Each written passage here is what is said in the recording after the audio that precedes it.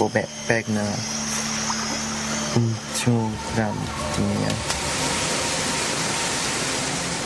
và nếu mà họ qua thăm này thì nếu mà biết thế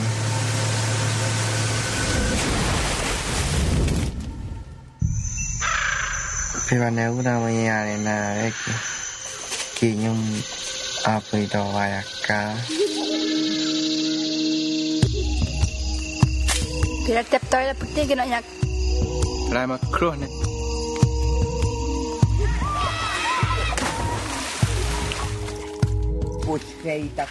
Alô, amigo ouvinte da Rádio Central 3. Está começando mais um Central Cine Brasil, nosso podcast semanal sobre cinema brasileiro. Eu sou Lucas Borges e com muito prazer tenho novamente a companhia de Paulo Silva Júnior. Como vai, Paulo? Dali Lucas, mais um Central Cine fresquinho, com as últimas dos filmes brasileiros lá fora, as notícias do cinema nacional e uma importante estreia, né? A gente abriu com o som do trailer de Chuva é Cantoria na Aldeia dos Mortos, filme do João Salavisa e da René Nader, que é o tema principal do nosso programa de hoje.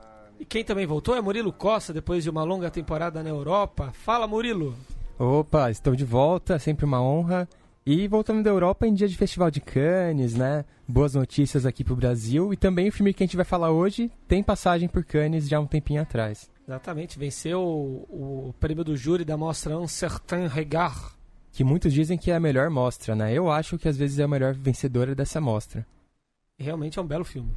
Vamos começar falando de Cannes, então?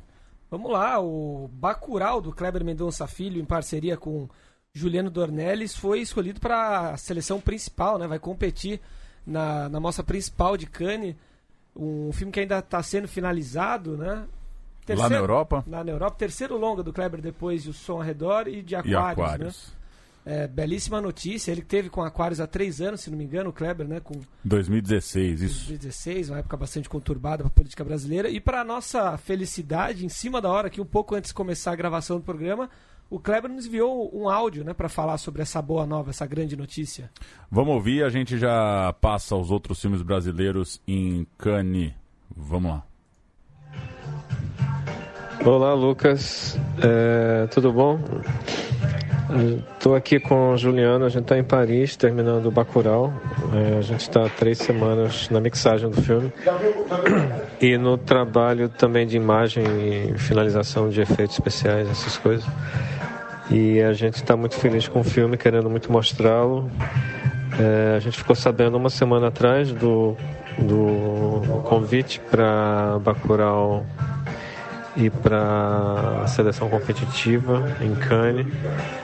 A gente estava já na França porque é uma coprodução França-Brasil, Brasil-França, e a gente está muito feliz, a gente está muito querendo mostrar o filme. É um filme sobre o Brasil, mas é um filme de gênero.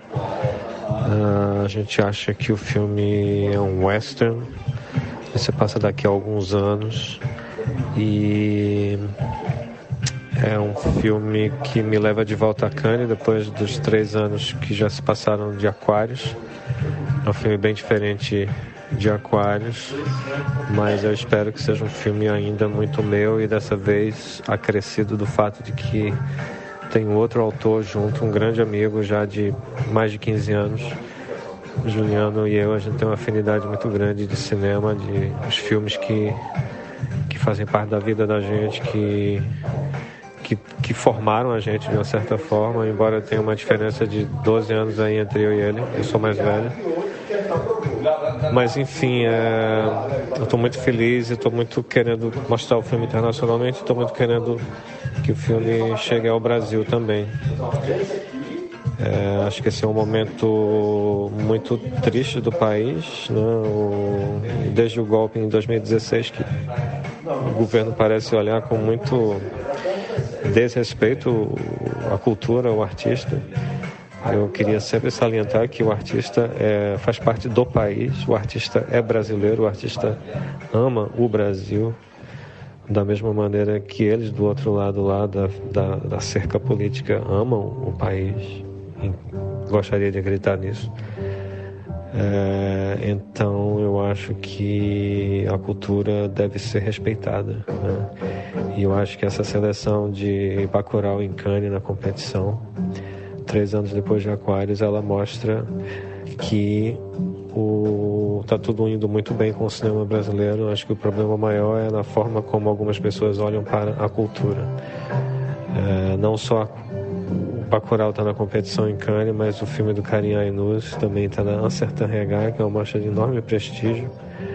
E eu acho que isso tudo ilustra a discrepância, né, que existe entre o que é e o que as pessoas acham que é. Grande abraço, obrigado aí pelo espaço. Tá aí, Kleber Mendonça, direto da França. Será que com a trilha de Bacurau ao fundo? Tava animada a trilha. Tava animado, hein? O som de fundo tava animado. Vamos só passar aí os outros selecionados? Só queria comentar, né? Situação bem atípica, né? Ele com uma moral gigante lá fora, emplacando o filme que nem foi terminado, né? Que é uma situação que só realizador com moral consegue fazer. E mal visto no Brasil, né? Queimado aqui, o governo cagando pra ele. Uma situação bem complicada. Ele citou o filme do Karim, né? Que tá, A Vida Invisível de Eurídice Guzmão. Como cantoria tá na Certain Regard também, né? O Bacurau concorre à Palma de Ouro. O A Vida Invisível do Karim Ainuz está selecionado num Certo Olhar. E outras 2 produções brasileiras, com participações brasileiras, né? O Traidor, que é o filme do italiano Marco Bellocchio, tem a produção da Gulani, do Caio e do Fabiano Gulani. Tem um braço no Brasil aí no filme, né? Ele foi filmado no Rio, tem a Maria Fernanda Cândido, então a Gulani faz a produção do lado brasileiro. E Port Authority é um filme americano, mas tem a produção do brasileiro Rodrigo Teixeira. O Festival de Cannes começa em 14 de maio. É isso aí. E aí, Bruno Graziano? Boa noite, amigos. Eu só queria falar que há 50 anos atrás, Glauber Rocha levava um prêmio em Cannes, hein? Então, boa sorte, Kleber. Bom augúrio. Só registrando também que temos 2 das grandes atrizes brasileiras nessa seleção, né? O filme do Kleber tem a Sônia Braga no elenco, o filme do Karim tem a Fernanda Montenegro. Não é pouca coisa, né? O Brasil é uma seleção que você olha ali os nomes e fala, a gente tá com o que a gente tem de melhor, assim, né? Claro, teriam outros grandes cineastas para estar lá em Cannes também, mas é o primeiro time, né? É muito legal ver a Sônia e a Fernanda, pensar que as 2 vão falar ali no tapete vermelho e vão aparecer para o mundo inteiro. Muito bom. Fernandinha é um patrimônio nacional já. Com certeza. Só para registrar o que comentou o Murilo, atualização, né, de um caso que a gente tratou aqui já, saiu hoje na Folha, o governo está exigindo a devolução de 2,2 milhões do Kleber Mendonça, da produção do filme O Som ao Redor. Tudo porque o Som ao Redor venceu um edital do MINC que permitia a captação de 1,3 milhão. Aquele edital que tem um limite, né, para o tamanho da produção. Você capta 1 milhão e tem os 300 mil de margem para conseguir outros investimentos. Mas o filme do Kleber, O Som ao Redor, captou com fundo estadual, lá em Pernambuco. A defesa do Kleber é que na época eles consultaram o MINC e o MINC disse que conseguiu uma verba estadual por um orçamento paralelo, não feria a regra do MINC. Já o Ministério da Cultura, isso surgiu de um técnico da Ancine que denunciou isso que ele considerou um desvio, uma fraude ali no regulamento. Segundo o Ministério da Cultura, o Kleber está errado. Se há um edital para filme de até 1,3, o filme tem que custar até 1,3. No fim das contas, o Som ao Redor custou 2 milhões, 2 e pouquinho nos valores atualizados.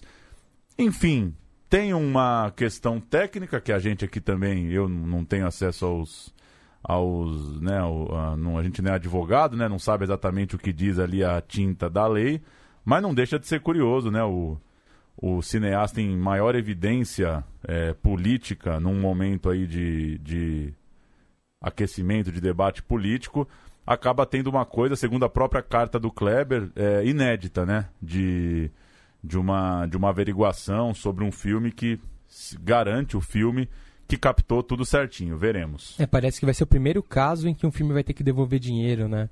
Em toda a história aí da Ancine. Nem mesmo o Chateau teve que... O Chateau no fim acabou não devolvendo, né? Recorreu, entregou o filme e não devolveu nada. Caduca, né? Mas nitidamente é uma perseguição mesmo que Não sei se vai dar em muita coisa, não. Mas é um susto, realmente, que quiseram dar no Kleber, sem dúvida nenhuma.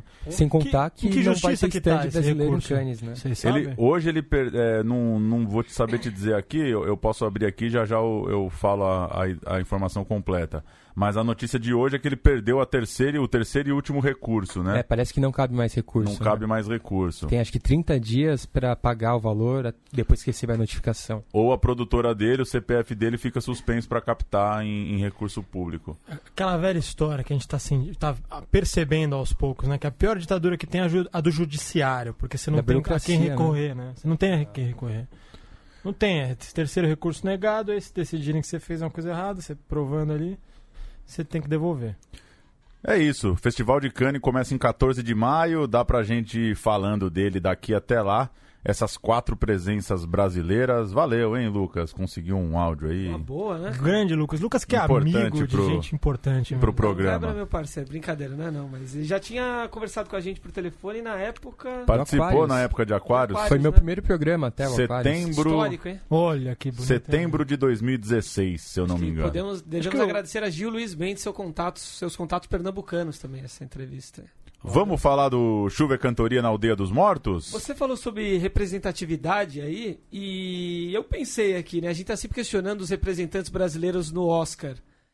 O Abraço na Serpente, aquele filme colombiano, disputou o Oscar de melhor filme estrangeiro, né? Foi. Pela Colômbia. Chuva e Cantoria na Aldeia dos Mortos não poderia ter sido um representante brasileiro aí pro Oscar, né? Um filme tão bem feito, tão bem produzido, tão bonito, não poderia, né? Ter sido um escolhido brasileiro, né?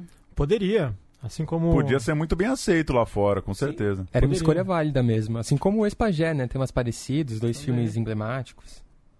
Vocês querem ouvir o papo? Depois a gente fala um pouco do filme? Eu gostaria de ouvir. Eu tive lá no famoso Press Day com os diretores. Tem 3 perguntinhas aí pra eles, 15 minutos de papo com o João e com a Renê.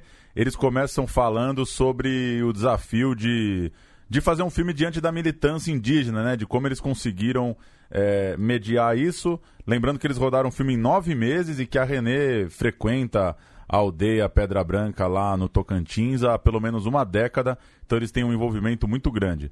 Vamos ouvir aí 15 minutinhos de papo do João e da Renê e a gente volta para falar um pouco do filme.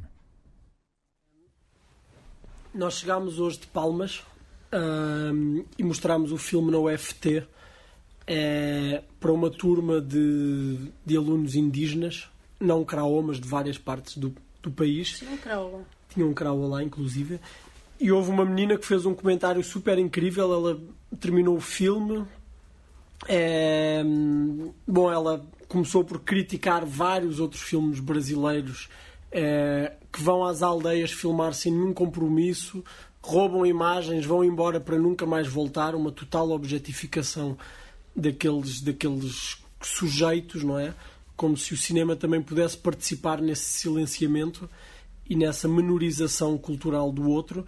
E no final ela terminou dizendo: olha, eu me sinto muito respeitada enquanto indígena por este filme, e justamente o que vocês fazem com os Craô nesse filme, além de uma escuta sensível, é uma militância, mas é uma militância poética, é uma militância estética, e por isso ela é também uma forma de militância política. Então, pensem, estou ainda citando, que as vossas formas de resistência e de fazer política brancas são coisas para nós muito obsoletas e muito fora do que está rolando hoje. Vocês estão presos na ideia do sindicato, da organização partidária. Dentro dessa forma, dessa hierarquia, sempre tem um chefe que comanda a resistência. Tem um líder que vocês sentem que perderam agora, que é o Lula, e concentram toda a vossa esperança na figura de um homem só. Então, para nós indígenas, a resistência ela pode assumir 1000 formas, não é? Quando o Krenak vai no Congresso e pinta o rosto na Constituinte enquanto faz aquele discurso incrível, ele está com uma consciência muito clara e muito foda, não é? De como articular texto e imagem, não é? Há ali uma afirmação também estética naquele ato de pintar a cara enquanto um texto é dito. Então, isso foi muito interessante nós ouvirmos essa reação vinda de estudantes indígenas, porque justamente a gente talvez não tivesse estas ideias tão claras no começo como isto nos surge agora, como isto nos é devolvido nestas reações, mas nós sempre acreditámos que a nossa relação de intimidade com as pessoas que filmámos nos permitia fazer um filme que não tivesse essa ideia de representar o indígena simplesmente no contraste com o não indígena, não é? Que também é um gesto profundamente político, participar ou nós podermos aliar-nos à afirmação destas subjetividades e destas identidades, não é? E desta individualidade do Yankee e da Cotô. Quer dizer, estas figuras que estão no filme não são representativas nem de todos os Karaô e muito menos de todos os indígenas do Brasil. Nós estamos longe de ter esta pretensão. Então eu acho que a grande riqueza do nosso filme é justamente esta relação de intimidade que nós temos com as pessoas que filmamos. Ao ponto de, em determinados momentos, nós não nos questionarmos se estamos a filmar indígenas ou não indígenas, estamos a filmar pessoas com quem convivemos há vários anos, não é? A René desde 2009, eu desde 2014, durante 9 meses a filmar, a construir uma negociação durante toda a rodagem, que é também uma negociação estética, não é? Quando o Yankee revê uma cena e diz não está certo, eu quero filmar de novo, ou porque a fala não está do jeito que ele quer, ou porque o cabelo ficou feio, ou porque essa cena devia ser no sol e não na chuva, e a gente vai e refilma. Depois cada sequência do filme tem uma história, não é? Mas eu acho que o nosso trabalho enquanto realizadores é tentar participar nessa mediação, mas justamente não dizer que há apenas uma forma ou duas de fazer estes filmes, não é? De filmar em contextos de alteridade, de filmar num lugar tão diferente daquele de onde nós vimos. E só para complementar o que o João fala, eu acho que o filme, e isso a gente soube desde o princípio, o filme não é maior do que a vida, o filme não é mais importante do que nada que está acontecendo ali na comunidade. Então, se o filme era importante para alguém, era para a gente, e a gente nunca deixou que o filme se impusesse ao movimento, ao ritmo e às coisas que aconteciam naquela comunidade. Então, se a gente tinha que filmar uma festa, a gente esperava que aquela festa acontecesse para a gente poder filmar. Se o Yankee não podia filmar, se ele tinha que ir para a roça, a gente não ia filmar naquele dia. E o nosso dia a dia foi assim. Durante todo o tempo que a gente filmou, a gente tentou que a feitura do filme fluísse no dia a dia da comunidade. Então, acho que isso também é uma forma de resistência, né? Uma forma de fazer cinema, uma forma impositiva, onde as pessoas que estão envolvidas naquele filme, né, a equipe, ela tem que abrir um parênteses em tudo mais que ela faz na vida, porque ela sabe que durante aquelas semanas que ela está ali filmando, ela não vai conseguir ir no dentista, nem sair com o filho ou ir no cinema, né? Ela está fazendo um filme.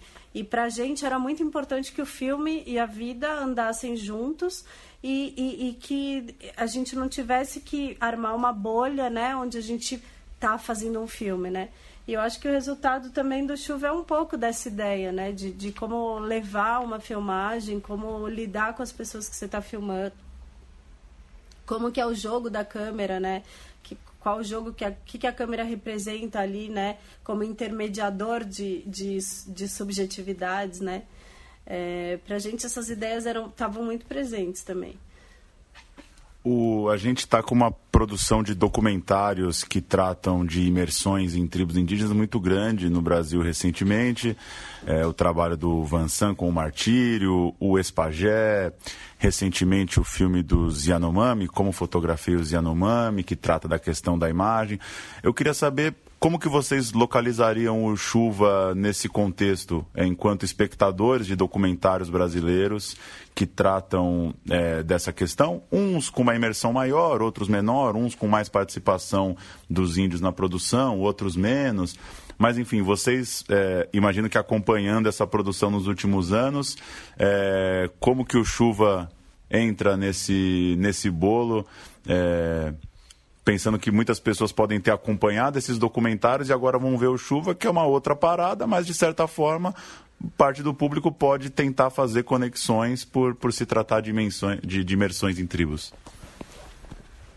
Eu acho que o Chuva, primeiro que eu não vejo o Chuva como um documentário, né? Ele é bem uma ficção. Ele usa a realidade para a ficção, né? Para que a ficção ganhe consistência, né? E se torne uma coisa mais, não sei, impactante, talvez. Mas eu não vi esses filmes. Eu vi o Martírio. Eu acho que o trabalho do Vincent é muito inspirador. Eu acho que ele... o Martírio é um monumento, né? Eu vejo ele como um projeto de vida, quase, porque ali tá a vida dele, né? O que ele fez, o que ele faz a vida inteira tá toda ali no Martírio. E o Chuva... A gente tem, acho que, muita dificuldade em pensar o filme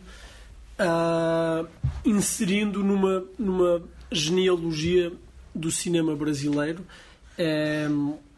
Em primeiro lugar, porque eu acho que essa genealogia canónica foi sempre construída excluindo as produções indígenas, que se calhar há 50, há 70 anos não existiam, mas desde os anos 80 existem, não é? Existe uma produção indígena hoje muito rica, não é? E a verdade é que estes filmes, como o nosso, produzidos e realizados por não indígenas, não podem nunca ter a pretensão de se sobrepor a estas narrativas feitas pelos verdadeiros intervenientes da sua própria história. No entanto, há 2 ou 3 filmes do cinema brasileiro que para mim e para a René não são exatamente modelos, porque no momento de filmar com os Craô, num outro contexto, com uma outra relação, nós vamos buscar à realidade e às próprias relações com as pessoas com quem estamos a filmar as respostas para as soluções estéticas, formais, políticas que tentamos ter no filme. Portanto, estes filmes que eu vou citar não são exatamente modelos, mas são filmes onde nós encontramos coisas absolutamente incríveis na forma como 2 culturas se relacionam, tendo o cinema pelo meio como mediador.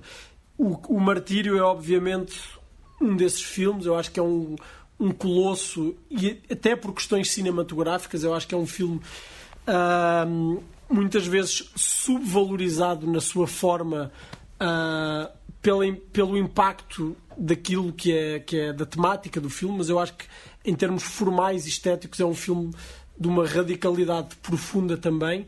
E depois há alguns filmes, acho que em particular Serras da Desordem e Conversas do Maranhão, do André Tonacci, e o próprio Iracema, uma Transamazónica, não é? Que são filmes que tiveram sempre muito presentes para mim e para a René, mas nós temos dificuldade, ou se calhar algum pudor, em inserir o Chuva em algum canto dessa genealogia do cinema brasileiro. Talvez daqui a um tempo consigamos ter uma clareza histórica menos turva, não é? A gente tem um claro problema de bilheteria, de alcance dos filmes hoje aqui no Brasil. No nosso programa, por exemplo, semanalmente a gente está falando de filmes que muita gente escuta o programa e não tem acesso ao filme, claramente. A gente em São Paulo ainda é privilegiado, perto de outras capitais. E o filme chega no momento em que está exatamente se discutindo isso, corte de recurso para festival, sala de cinema se mobilizando para conseguir se manter. Que isso impacta nessa passagem de vocês, lançando um filme, debatendo? O que esse contexto está interferindo na hora de conversar sobre o filme e de entender que o Chuva está chegando nesse abril de 2019, em todo esse cenário aqui no Brasil? A gente pensou, é claro que esse não é um problema do Brasil, isso está acontecendo infelizmente em todos os lugares. A gente estreou o filme agora em Portugal, em março, e eu acho que a coisa é pensar outras estratégias de circulação para esses filmes, que eles não se esgotem só na sala de cinema. O que a gente tem pensado muito é como o circuito das universidades e dos cineclubes podem contribuir, mesmo porque no Brasil a gente filmou no Tocantins. Sei lá quantas salas de cinema tem no estado inteiro, mas eu imagino... Tocantins tem 11 salas. 11 salas. 11, eu acho que 9 ou 8 devem ser na capital, em Palmas. Quer dizer, eu acho que esse diálogo fora das salas, com as universidades, com os cineclubes, né, buscar outros contextos onde os filmes possam ser projetados, eu acho que vai ser a única forma que a gente tem de, por um lado, ampliar o debate, né, sobre o filme, sobre as questões que o filme traz, e, outro lado, fazer com que mais pessoas vejam o filme, né. Por outro lado, no meio de toda esta forma de ver cinema, quer dizer, há o cinema, o ato de ir ao cinema perdeu-se, não é? A vida urbana deixou de precisar, por uma série de razões, de ir ao cinema, e principalmente isto tem a ver com a ideia da destruição de comunidades, não é? De microcomunidades que pintavam as cidades do século XX, e isso foi-se perdendo provavelmente desde a chegada das televisões ao espaço doméstico. Mas, por outro lado, abrem-se novas possibilidades de difusão que são incríveis. Nós sabemos que o nosso filme, além de já estar a circular por todas... Bom, nós fizemos uma exibição já na aldeia depois de Cannes, no Lençol, em que toda a gente viu o filme. Deixámos uma pendrive com o filme, com os Karaô. Entretanto, já voltámos lá novamente há 2 meses e descobrimos que o filme já está a circular pelas 35 aldeias Karaô e a ser visto em televisões, em celulares. Um amigo que trabalha nos Kayapó, no Xingu, nos disse que já há gente no Kayapó que viu o filme. Então, de alguma forma, nós temos que começar a transformar o nosso imaginário, mesmo sabendo que talvez a sala de cinema seja uma espécie de catedral onde um filme pode ser percepcionado em comunidade, em grupo, da forma mais impactante, mais imersiva possível. Só que não podemos perder estas pequenas células onde os filmes vão sendo vistos cada vez mais um pouco por todo o mundo. Então, se por um lado é verdade que hoje as salas de cinema perderam gente, pelo menos as salas, o cinema de bairro, não é?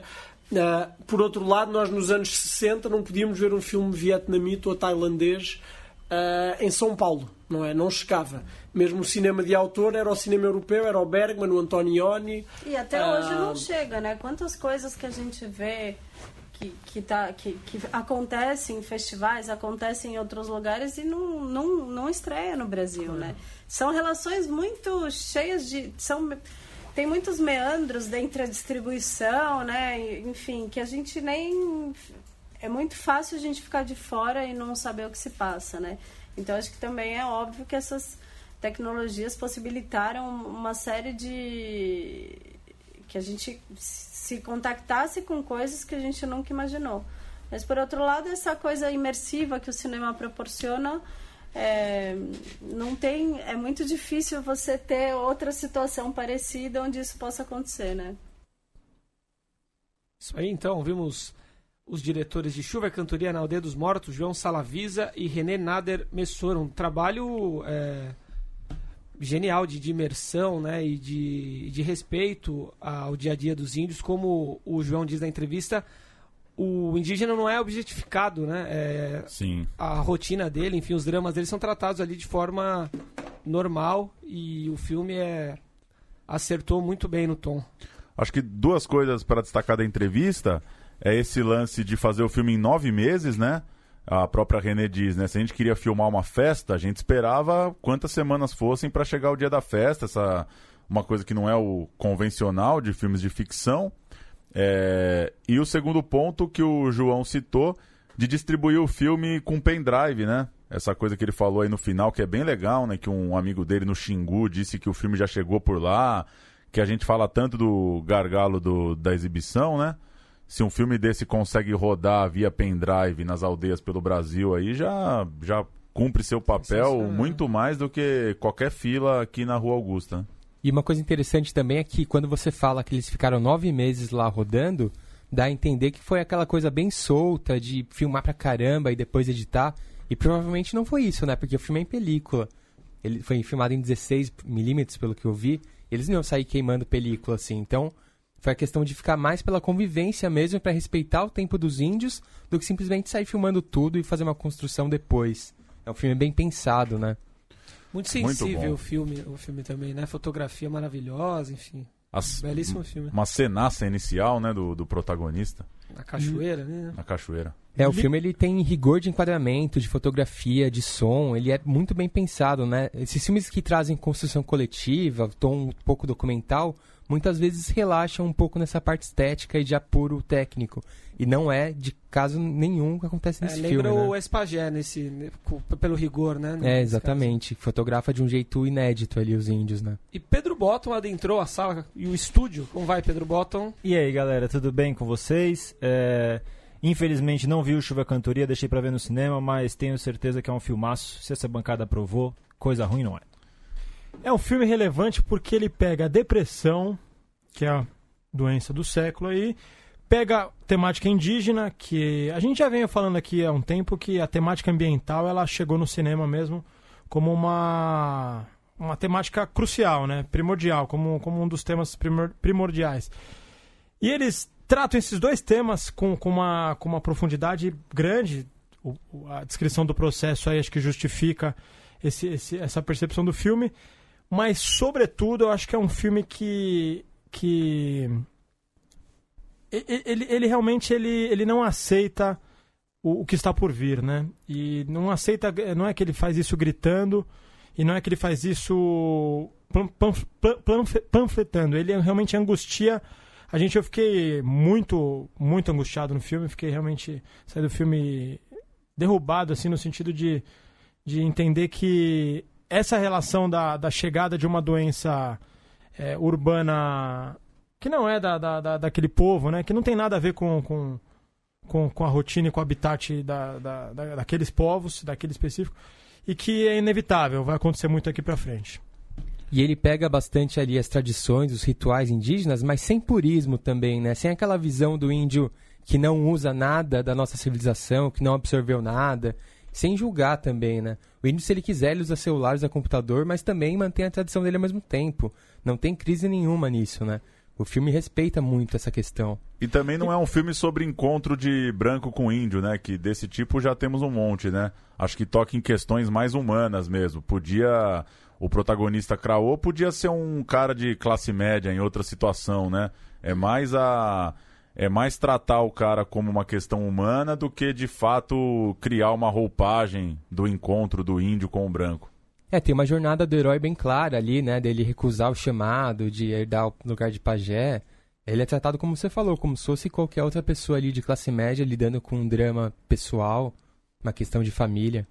E me chamou a atenção a defesa que ela fez de que a vida é mais importante que o cinema, né? Que os filmes, porque eles fizeram um processo meio herzogiano de adentrar ali o assunto e de certa forma misturar o filme e a vida a todo instante mesmo, no sentido que não existia a hora exata de filmar, existia quando dava e a vida às vezes passava por cima do filme, o filme por cima da obra. Só que o Herzog era o contrário, o Herzog defendia que um filme é importante, mais importante que qualquer vida. Se precisar deixar tudo terra arrasada, dane-se. E matou meia dúzia, matou mesmo, fazer fato, matou uns índios aqui no Brasil, inclusive, para fazer o Fitzcarraldo. Mas era uma época da película, né? Onde a imagem realmente valia muita coisa, era um ouro, né? E hoje em dia realmente a imagem não vale mais nada, então acho que a visão que ela tem, deve ser uma pessoa muito sensível, é uma visão mesmo de se discutir. Realmente, será que hoje nenhum filme vale mais que uma vida, ou vale ainda? Fica a o questionamento. Vamos registrar aqui os vencedores do É Tudo Verdade, que terminou há alguns dias. Competição brasileira premiou Cine Marrocos, do Ricardo Calil, com o prêmio principal para longas e médias. Menção honrosa para Estou Me Guardando para Quando o Carnaval Chegar, do Marcelo Gomes. E o melhor documentário de curta é o Sem Título 5, A Rotina Terá Seu Encanto, do Carlos Adriano. Nas premiações paralelas, o Estou Me Guardando, do Marcelo Gomes, levou o prêmio Abracine, e os Soldados da Borracha, do Volney Oliveira, levou o prêmio ABD. Dei um giro aí pelas críticas hoje à tarde, antes de vir para o programa, e muita coisa elogiosa, né? Não pude ver tanta coisa, mas ao que parece uma edição de altíssimo nível aí do É Tudo Verdade. E o meu amigo Fela entrou na competição internacional, né, do Joelzito Araújo, venceu o prêmio especial do júri de longa ou média metragem. Bom filme aí, o meu amigo Fela. O que mais que temos? Registrar o cancelamento dos patrocínios da Petrobras, né? Um assunto que a gente vinha falando já há algumas semanas. No fim das contas, nessa semana acabou sendo confirmado que a empresa deixa de patrocinar 6 eventos de cinema: Mostra Internacional de São Paulo, Festival do Rio, Festival de Brasília, Festival de Vitória, Animamundi, esses 5 festivais, e a Sessão Vitrine, como já tinha sido anunciado, que é uma programação contínua, né? Não é exatamente um festival de cinema, é uma sessão especial. Confirmado também nesse bolo o fim do patrocínio ao Cinearte, aqui no Conjunto Nacional, na Avenida Paulista, além de projetos de música e de teatro. Ô, Paulo, e o que, só para dar o valor, o que chama atenção, os repasses para 13 projetos, eu citei os 6 de cinema, mas são 13 projetos, né, que foram confirmados nessa semana, somaram 12 milhões de reais no último ano. O que mostra que não é nada, né? Com 12 milhões de reais você coloca 13 projetos de cultura na rua. A Mostra de São Paulo, por exemplo, tirou no ano passado 750 mil reais, o que é um patrocínio muito baixo, né? 750 mil reais para uma das grandes mostras do país. E no balanço da Petrobras, que diferença que faz esse valor, né? Sim, é muito pouco. Muito mesmo. pouco mas mesmo. a decisão é muito mais política do que financeira. Obviamente não é nada financeiro. Não sei nem se eles estão colocando como financeiro, se essa é a justificativa. Na verdade, eles dizem que vão mudar as prioridades, né? Que vão investir em Isso. outros tipos de projetos. Os filmes do Frota agora. É capaz. Mas eu acho que eu só queria saber, muitos eventos que você falou estão por vir ainda em 2019, certo? Todos eles, né? Eles já se posicionaram? Como é que tá esse clima?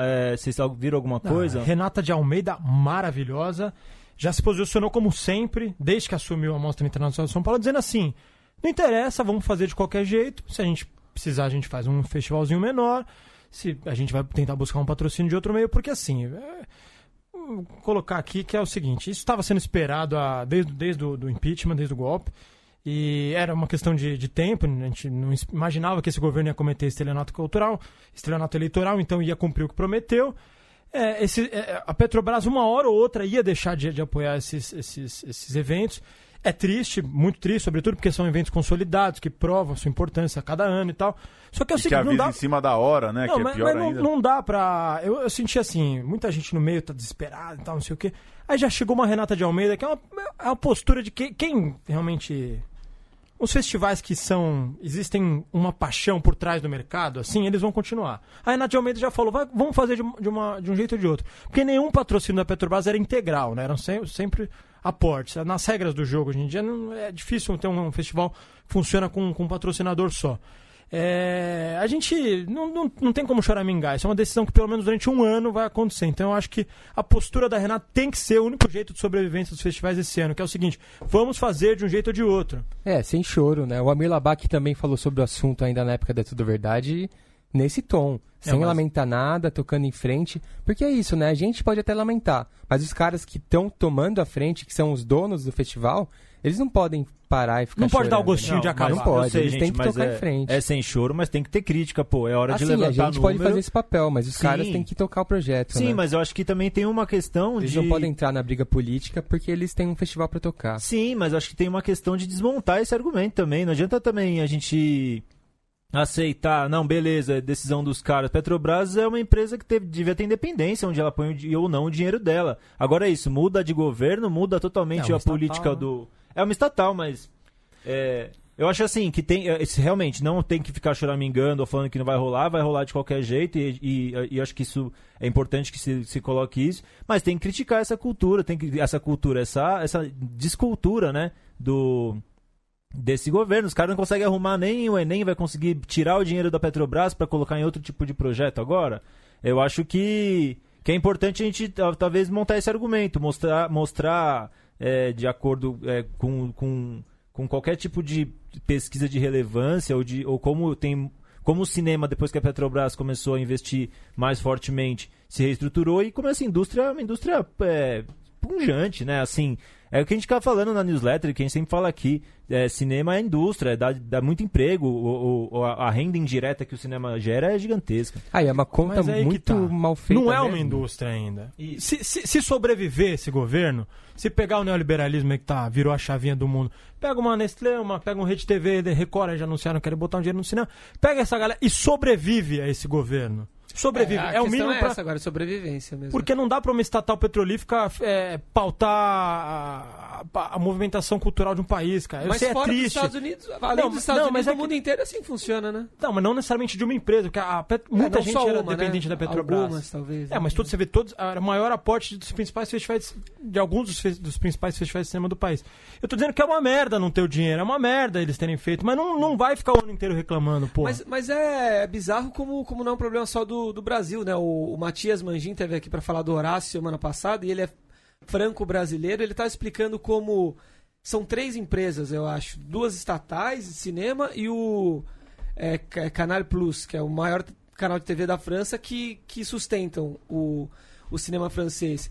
E como o Canal Plus perdeu os direitos de TV do campeonato francês, porque o pessoal do Qatar veio e inflacionou tudo, eles tomaram um baita prejuízo, tão mal das pernas, e começaram a tirar dinheiro do cinema. Então o cinema francês está mal, porque o principal canal de TV do país está mal das pernas, porque veio o capital do Qatar e, enfim, bagunçou todo o ecossistema ali. Então você vê que não é só no Brasil que é frágil também, né? Lá tem um público interno maior que banca, né? Aqui não tem, no caso. Sem dúvida, frágil. Só que assim, a gente de 2010 para cá evoluiu muito. Grande Dilma Rousseff assinou lá o decreto da TV paga, ajudou esse mercado começar a virar uma indústria de verdade. Então é diferente de um fim de uma Embrafilme, que não existia nada em 92. Aí galera realmente foi migrar para outros. Pô, muitos cineastas se aposentou, alguns cineastas devem ter se matado, muita gente saiu da área. Ali realmente liquidou. Hoje em dia, a indústria e o mercado têm possibilidade de sobreviver sem dinheiro estatal, já que o governo não apoia a cultura brasileira. Amém. Eu fico mais preocupado, na verdade, não é nem com a questão de se vão ser feitos eventos ou filmes, mas o viés, né? Se de repente essa questão do mercado pegar muito e ninguém quiser investir em um certo tipo de filmes, a gente vai ficar restrito ao que o mercado quer ver na tela, né? É que assim há 80 anos. É bem que você disse mesmo, galera. Enquanto o Bolsonaro estiver no poder, é sobreviver. Se isso. Ele cair, as coisas devem melhorar, ou então, após 4 anos, torcer para outra pessoa entrar no poder, né? Outra pessoa melhor, né? Porque sempre dá pra piorar. Sempre dá pra e antes de piorar. encerrar, tem uma estreia além do Chuva e Cantoria, né? Sim. Santos e Todos os né? Gols. 2. Santos e Todos os Gols é um documentário esportivo, mais um aí da Lina Chamier, que tá chegando aos cinemas hoje. E tem também Márcia Aide, Uma Vida pela Dança, da Daniela Kalman, sobre a bailarina que dá nome ao longa.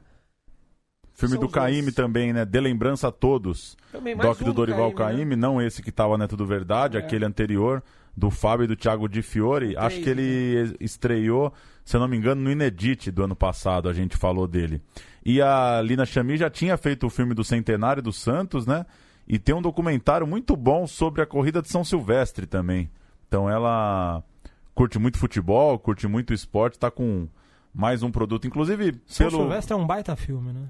É muito bom. Você assistiu esse? Eu assisti o São Silvestre, sim. Esse é muito bom. Eu lembro que o ídolo do Murilo... O Merten é apaixonado por esse filme. Colocou como o melhor do ano. Eu vi a melhor briga que eu vi no cinema foi no São Silvestre, porque o filme é mudo, né, praticamente. E aí... A ópera, né? Eu fui na sessão... no dia 31 de dezembro mesmo, e a sala lotada, e uma molecada virou parquinho, assim, né? Começaram a trocar ideia alto. Espaço Itaú. Um filme mudo, trocar ideia alto e tal. E um senhorzinho lá, nossa, deu um show. Dou razão ao senhorzinho. Deu um show. Vocês não têm educação pra estar numa sala de cinema num feriado. É isso, senhores. É isso. Aí, até semana que vem. Valeu, até semana que vem. Valeu.